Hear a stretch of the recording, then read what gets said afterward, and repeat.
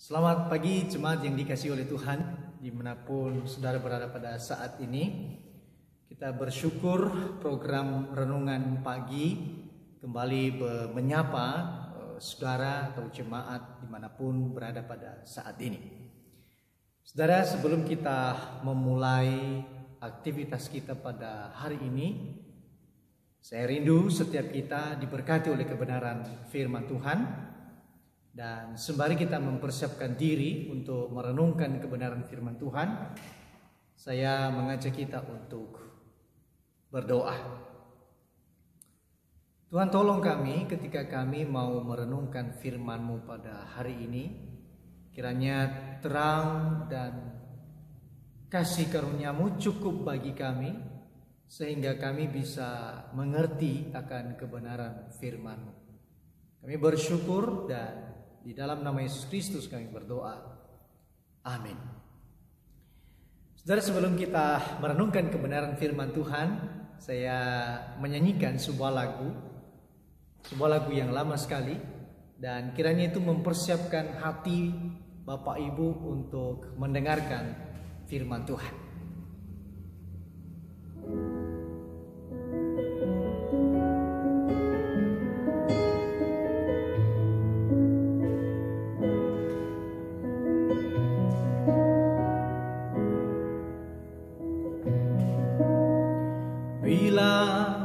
Bebanmu teramat berat, hadapilah dengan senyum.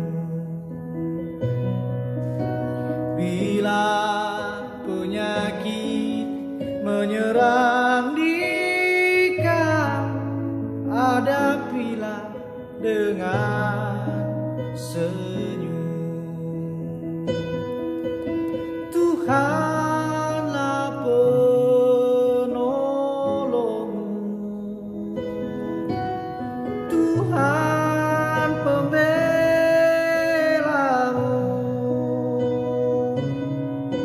Janganlah kau bimbang akan semuanya, hadapilah dengan senyum. Bila awan gelap kan menudungi, hadapilah dengan senyum. Bila manusia mengecewakan, hadapilah dengan senyum. Tuhanlah pembelamu, Tuhan penolongmu.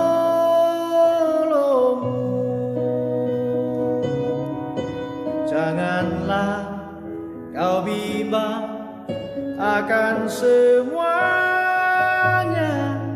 hadapilah dengan senyum. Janganlah kau bimbang akan semuanya, hadapilah dengan senyum.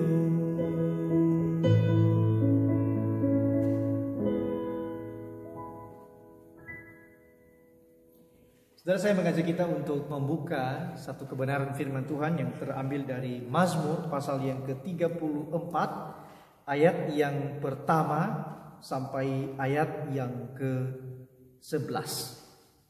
Mazmur pasal yang ke-34 ayat yang pertama sampai ayat yang ke-11 saya akan bacakan kepada kita. Dari Daud, pada waktu ia pura-pura tidak waras pikirannya di depan Abimelekh, sehingga ia diusir lalu pergi. Aku hendak memuji Tuhan pada segala waktu, puji-pujian kepadanya tetap di dalam mulutku. Karena Tuhan jiwaku bermegah. Biarlah orang-orang yang rendah hati mendengarnya dan bersukacita. Muliakanlah Tuhan bersama-sama dengan aku. Marilah kita bersama-sama memasyurkan namanya. Aku telah mencari Tuhan, lalu Ia menjawab aku dan melepaskan aku dari segala kegentaranku. Tujukanlah pandanganmu kepadanya, maka mukamu akan berseri-seri dan tidak akan malu tersipu-sipu. Orang yang tertindas ini berseru dan Tuhan mendengar. Ia menyelamatkan dia dari segala kesesakannya. Malaikat Tuhan berkemah di sekeliling orang-orang yang takut akan dia, lalu meluputkan mereka.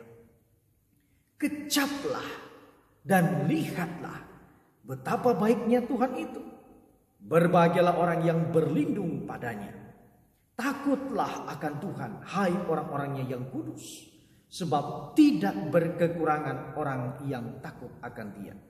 Singa-singa muda merana kelaparan, tetapi orang-orang yang mencari Tuhan tidak kekurangan sesuatu pun yang baik. Saudara, satu bagian firman Tuhan yang sangat menarik sekali dan juga memiliki keunikan. Saudara, kalau kita membaca di dalam terjemahan bahasa Indonesia, sebetulnya tidak begitu tampak keunikan ini. Tetapi kalau kita kemudian memperhatikan, membandingkan di dalam terjemahan bahasa Ibrani-nya, saudara, bagian ini sebetulnya ditulis dengan begitu rapi, dirangkai dengan penuh perhatian dan memiliki konsentrasi yang dalam sekali. Dari mana kita tangkap hal itu? Jadi pasal 34 ini sebetulnya dituliskan dengan awal kata itu, saudara, dari kata Ibrani, ya, dari abjad Ibrani. Seluruh bagian daripada pasal 34 ini. Itu keunikan yang pertama. Keunikan yang kedua, saudara, ada di dalam isinya. Isinya apa? Bicara tentang sukacita, bicara tentang pengharapan, bicara tentang pertolongan Tuhan, dan bicara tentang Tuhan itu sendiri. Saudara, dan hal ini kemudian dikontraskan, ya, hal ini kemudian dikontraskan dengan ayat yang pertama, yaitu apa? Dari Daud pada waktu ia pura-pura tidak waras pikirannya di depan Abimelekh sehingga ia diusir lalu pergi. Saudara, Raja Daud, kalau kemudian kita membaca di dalam 1 Samuel pasal yang ke-21 ayat yang ke-13 sampai ayat yang ke-15. Di sana sebetulnya dikisahkan bagaimana kemudian Daud itu mengalami pura-pura gila, pura-pura tidak waras pikirannya. Oleh karena apa? Dia begitu tertekan, dia begitu tidak bisa berbuat apa-apa, tidak bisa melakukan pembelaan terhadap serangan yang dilakukan oleh Saul kepadanya. Bahkan ia dikejar-kejar oleh Saul. Bukan hanya sekedar untuk ditangkap, saudara, tetapi Saul berencana untuk membunuh daripada Daud. Sehingga kemudian, saudara, kehidupan Daud pada waktu itu adalah sebagai pelarian, sebagai orang yang dikejar-kejar. Kemana-mana dia pergi menyembunyikan dirinya daripada ancaman daripada Saul. Saudara, lalu kemudian setiba dia di Achis itu, saudara, dia berjumpa dengan Ahimelek, raja daripada Achis itu. Saudara, lalu kemudian dia betul-betul atau pura-pura gila. Kenapa, saudara? Dia takut sekali. Jangan-jangan Ahimelek ini seorang raja kecil, saudara, membunuhnya. Dia takut sekali. Ketakutan yang menyerang Daud itu, saudara, membuat dia itu pura-pura gila. Saudara, ini luar biasa sekali, ya. Bagaimana tekanan yang dihadapi oleh Daud. Barangkali kita juga pernah mengalami hal itu, ya. Kita itu pura-pura gila, pura-pura tidak punya pikiran yang sehat, pikiran yang wajar. Ketika masalah, ketika himpinan, ketika kesulitan, ketika penderitaan itu menghantam seluruh hidup kita. Saudara, kita bisa pura-pura gila. Tetapi menarik sekali kemudian, di tengah-tengah keadaan yang seperti itu, justru isinya, saudara, berbeda. Justru dia berkata, aku hendak memuji Tuhan pada segala waktu. Puji-pujian kepadanya tetap di dalam mulutku. Kalau kita juga membaca di dalam ayat yang ke-6, saudara, dia katakan begini, tunjukkanlah pandanganmu kepadanya, kepada Tuhan, maka mukamu akan berseri-seri. Mukamu akan berseri-seri dan tidak akan malu tersipu-sipu. Saudara, satu kebenaran atau satu perasaan yang diungkapkan oleh Daud di dalam bagian ini begitu menggembirakan. Tampaknya tidak sesuai dengan ayat yang pertama, saudara. Ini bukan orang yang pura-pura gila. Ini bukan orang yang pura-pura tidak waras pikirannya. Tetapi ini orang yang sadar bahwa pertolongan Tuhan di dalam hidupnya itu nyata. Pertolongan Tuhan itu di dalam hidupnya itu melepaskan dia. Seperti ayat yang kelima. Aku telah mencari Tuhan, lalu ia menjawab aku dan melepaskan aku dari segala kegentaranku. Setelah ini kalimat-kalimat pengharapan. Kalimat-kalimat orang yang merasakan bagaimana Tuhan menyelesaikan dan mempertahankan kehidupannya. Saudara, luar biasa sekali. Dan dari sinilah kita bisa belajar sebetulnya, saudara. Di kehidupan daripada Daud ini betul ada ketakutan, betul ada kesulitan. Bahkan dia pernah sampaikan kepada Yonatan, saudara, anak daripada Saul itu, bahwa hidupnya itu selangkah lagi menuju kepada maut, menuju kepada kematian. Tetapi di sini dia justru berkata bahwa dia menyaksikan, saudara, bahwa Tuhan itu yang menjadi alasan bagi dia sehingga ia bermegah. Tuhan itulah yang menjadi alasan bagi dia untuk memuji Tuhan di segala waktu. Karena Tuhanlah yang melepaskan dia, saudara. Dia mengajak seluruh umat yang percaya, termasuk saya dan saudara pada saat ini, untuk memasyurkan Tuhan. Oleh karena apa, saudara? Tuhan itu yang dia cari dan yang melepaskan dia. Saudara, dalam ayat yang ke-7 kemudian, karena Tuhan mendengar dan menyelamatkan dia. Dia yang tertindas itu, saudara. Dia yang sebagai pelarian itu, saudara. Ketika ia berseru kepada Tuhan dan Tuhan mendengar dan menyelamatkannya dari kesesakan yang ia hadapi. Saudara, luar biasa sekali.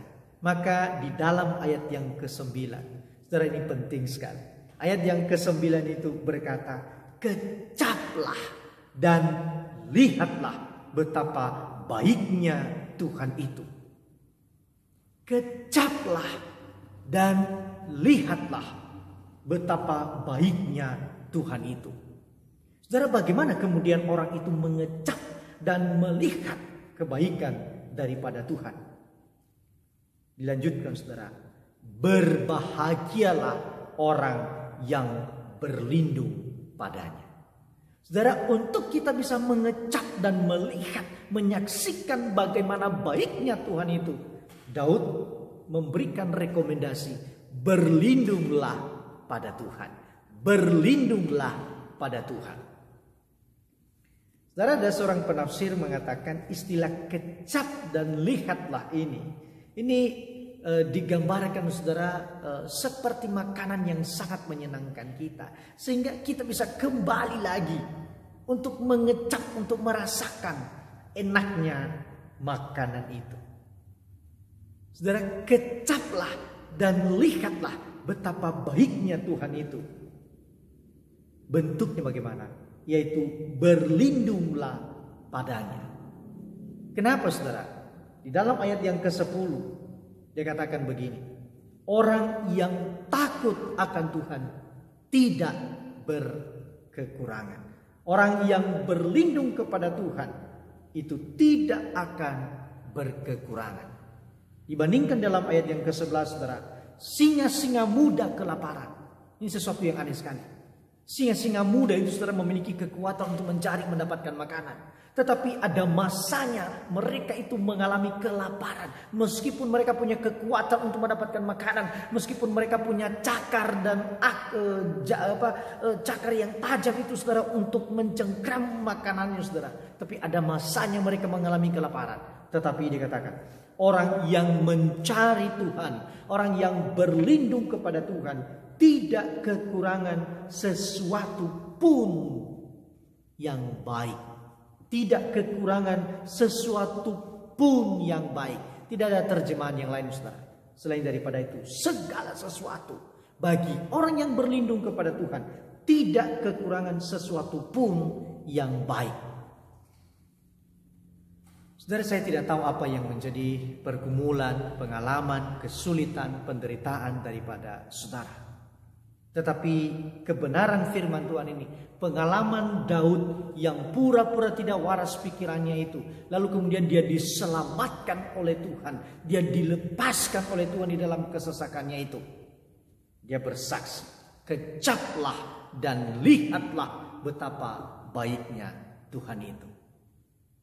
Saudara, hari ini di keadaan yang sedang terjadi pada saat ini, mari saya mengajak saudara sekalian, apapun kondisimu pada saat ini, mungkin engkau sedang kehilangan semangat, mungkin engkau sedang kehilangan harapan, mungkin engkau sedang kecewa dengan Tuhan, mungkin engkau disakiti oleh orang-orang yang kau percaya tidak akan mampu, tidak akan berniat bahkan untuk menyakitimu, dan ternyata mereka sakiti engkau sehingga engkau menjadi kecewa, engkau menjadi sakit hati, engkau menjadi frustasi, mungkin barangkali pura-pura tidak waras pikiranmu. Berlindunglah kepada Tuhan. Mungkin engkau juga sedang mengalami kesulitan pemeliharaan Tuhan, barangkali kesulitan makanan, minum. Saudara, Yesus itu pernah berkata, burung di udara, bunga di taman itu, siapa yang menghiasi adalah Allah. Saudara, di dalam Injil Lukas itu, burung itu saudara adalah burung pipit, dia katakan. Burung pipit atau burung gagak itu saudara, di kitab yang lain itu dikatakan burung yang tidak punya harga. Tetapi meskipun demikian Allah memperhatikan, memelihara. Mereka tidak menabur tetapi mereka menuai. Mereka tidak menanam tapi mereka menikmati. Apalagi saya dan saudara, tebusannya, umatnya, dia rela mati, dia bangkit dan memberikan pengharapan kepada saudara. Masakan ia tidak akan memelihara saya dan saudara. Kecaplah dan lihatlah betapa baiknya Tuhan itu. Berlindung dan takutlah akan dia. Singa muda merana kelaparan, tetapi orang yang takut akan Tuhan tidak kekurangan sesuatu pun yang baik. Kiranya Tuhan memberkati saudara. Saya menutup renungan ini saudara dengan menyanyikan kembali lagu ini. Ya, dan mari mengikutinya. Kalau sudah bisa hafal, sudah nyanyikan bersama saudara.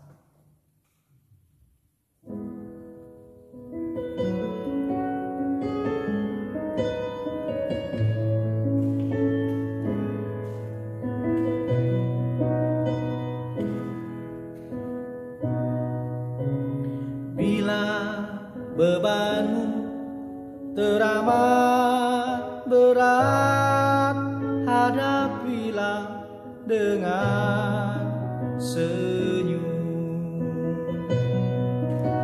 Bila penyakit menyerang dika, hadapilah dengan senyum. Tuhanlah pembelamu, Tuhan penolongmu. Janganlah kau bimbang akan semuanya, hadapilah dengan senyum. Tuhanlah pembelamu, Tuhan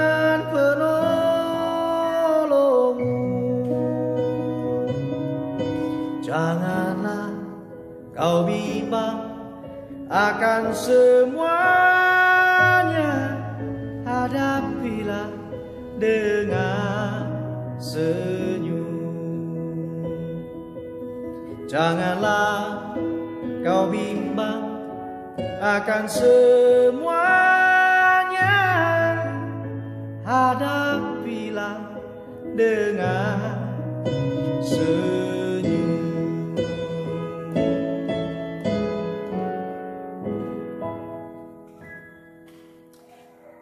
Mari kita berdoa. Tuhan, kami bersyukur untuk hari ini. Sebelum kami memulai seluruh aktivitas kami ditopang oleh firman-Mu bahwa Engkaulah yang berbuat, Engkaulah yang mempertahankan seluruh keberadaan kami. Dan Tuhan, tolong pegang tangan kami dan jangan lepaskan kami ya Tuhan. Dan tetap berlindung kepada kekuatan-Mu, sebab Engkau Allah kami yang menyelamatkan kami. Demi nama Yesus Kristus kami berdoa dan mengucap syukur. Amin. Tuhan memberkati. Shalom.